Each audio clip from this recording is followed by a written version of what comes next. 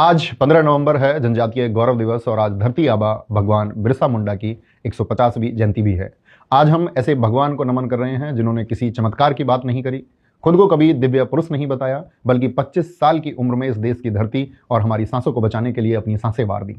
लेकिन आज हम गौरव मनाएं या शर्मिंदा हों, जिस भगवान ने इस भारत देश की धरती की आबो हवा को स्वच्छ रखने के लिए, जंगल, नदी, झरने, पहाड़ को बचाने के लिए अंग्रेजों से लोहा लिया, क्या उस भगवान के लिए हमारा सिर्फ इतना कर्तव्य है कि हम उनकी मूर्ति पर सिर्फ माला चढ़ा रहे हैं? जिन्होंने जंगल को बचाने के लिए अपनी जिंदगी कुर्बान कर दी, आखिर हम ऐसे भगवान के लिए क्या कर रहे हैं?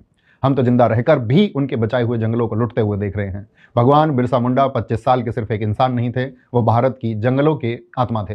वो जेल में शहीद हो गए ताकि पेड़ सांस ले सकें, पर आज हम जिंदा हैं ताकि पेड़ों की नीलामी कर सकें।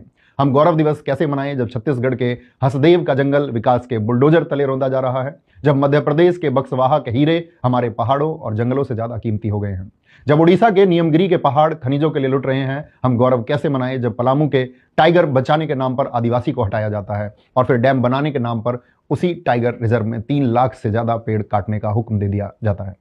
या हम इस बात पर गौरव मनाएं कि सन 2000 के बाद से भारत ने 23 लाख हेक्टेयर से ज्यादा जंगल विकास की चिता पर जला दिए। भगवान बिरसा मुंडा और आज के लोगों में फर्क क्या है जानते हो?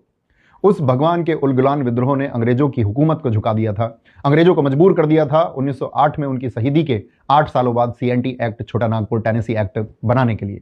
वो कानून जो आदिवासी की जमीन को लूट से बचाने का वरदान था।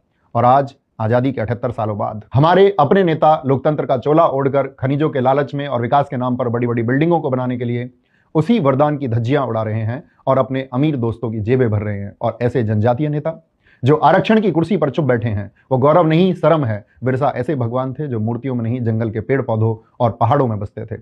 आज हम उनकी मूर्ति को तो पूज रहे हैं, पर उनके हरे भरे जंगलों को रौंद रहे हैं। इसलिए हमें जागरूक होना पड़ेगा। हमें अपने आसपास के पेड़ पौधों, झरने, नदी, पहाड़ और जंगलों को बचाना होगा। हमें समझना होगा कि विकास के नाम पर हमें जंगलों और प्रकृति को इतना नुकसान नहीं पहुंचाना है कि हमारी सांसें जहरीली हो जाएं और हमारे पशु पक्षी खत्म हो जाएं। मैं आपसे एक गुजारिश करना चाहूंगा कि आप अपनी जिंदगी में कम से कम 1 या 2 पेड़ जरूर लगाएं और उनकी देखभाल बिल्कुल अपने शरीर की तरह करें। पेड़ को सिर्फ लकड़ी या छाया देने वाली चीज ना समझो, बल्कि अपना साथी समझें और स्वच्छ सांसों का हमदम समझें। और पशु पक्षियों के प्रति दया भाव रखें, क्योंकि जितना अधिकार आपका इस धरती पर जीने का है, उतना ही अधिकार हर एक पशु, पक्षी, जीव जंतु का भी है। उम्मीद है आप मेरी बातों को समझेंगे। जय हिंद, नमस्कार, जय मां सरस्वती। जनजातीय गौरव दिवस और धरती आबा को मेरा नमन।